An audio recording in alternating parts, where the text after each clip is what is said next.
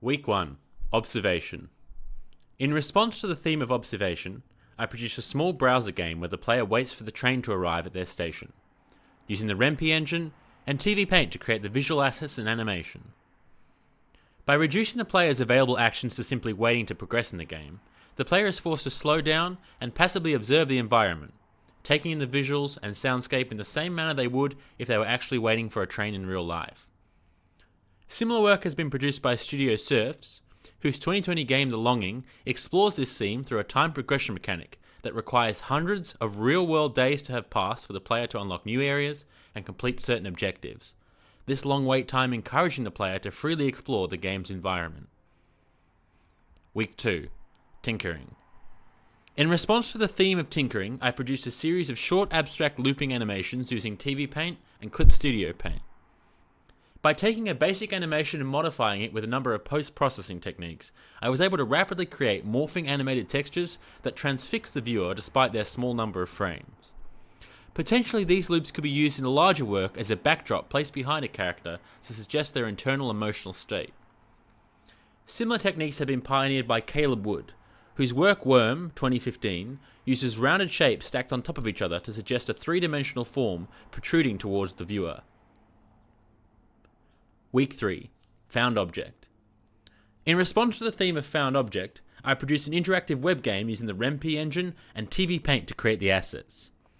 By creating a mysterious system of pipes that the player can interface with and control, but can never truly understand the purpose of, I create a sense of alienation and arbitrariness intended as a metaphor for the capricious orders of a bureaucratic totalitarian state.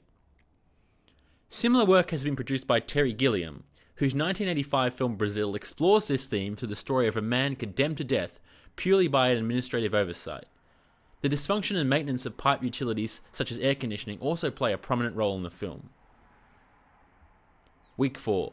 Discussion of Place. In response to the theme of place, I made a web-based game about exploring a maze, using the REMP engine and TV Paint to create the assets. By creating a dense network of interconnected rooms, I have pitted the player against the environment, forming an adversarial relationship in which they strive to discover the hidden goal that is obscured by the many twisting paths and dead ends. Similar work can be found in the 1997 film Cube by Vincenzo Natali, which uses the repetition of a single set not only as a practical means of containing the project's scope and budget, but also to create in the viewer a sense of disorientation and paranoia, as they watch the characters navigate a seemingly infinite labyrinth of identical rooms. Week 5. Object-Oriented Ontology. In response to the theme of object-oriented ontology, I produced a game where you play as the ocean slowly eroding a stone stack, using REMP to power the game, and Blender, TV Paint, and Clip Studio to create the assets. By slowly transforming the rock, after wave upon wave crashes down on it, I have depicted a battle of attrition between water and stone, playing out over a timescale too vast for any human to personally witness. Similar work has been produced by Katsuhiko Hokusai, whose work, Great Wave off Kanagawa, 1830, explores the ferocity of waves through the immense scale of the foreground subject looming over Mount Fuji, the sharp, curled claws of the foam, and the simulation of ocean spray through white splotches dotted across the picture. Conclusion.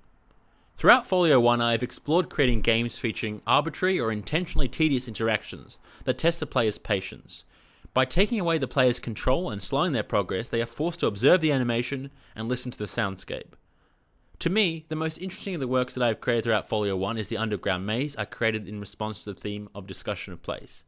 In the future, I could imagine creating a denser and more visually varied maze for the player to explore, including large, cavernous holes that connect multiple levels vertically. A more in-depth experience might see players tracking footsteps through the maze until they end up at a hole. The player can then work out where their quarry fell to by consulting a map displaying all the levels of the structure. The maze could also serve as a larger context for other smaller interactions, such as discovering the interactable pipes created for Week 3 Found Object, and having to set them to a specific pressure value to open a door and progress through the maze. Continuing on in my practice, I want to further my use of hypnotically looping elements and field-recorded soundscapes to create enticing worlds that the player can immerse themselves in for as long as they please.